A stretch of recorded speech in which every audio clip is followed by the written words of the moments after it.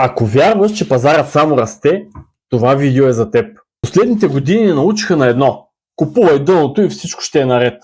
И това работи, докато всички вярват в него. Американските акции растат по 20% на година вече 7 поредна година. Златото чупи върхове. Имотите в България растат така, сякаш няма риск. Проблемът е, че хората започнаха да мислят, че това е нормално. Точно така изглежда края на всеки балон. Днес дивидендната доходност е около 1%. Това означава 35-40 години, за да си върнеш парите. Това не е богатство. Това е надеждата някой друг да плати повече. Ръстът не идва от бизнес стойност. Ръстът идва от потоци, ETF-и, buybacks, чужди пари.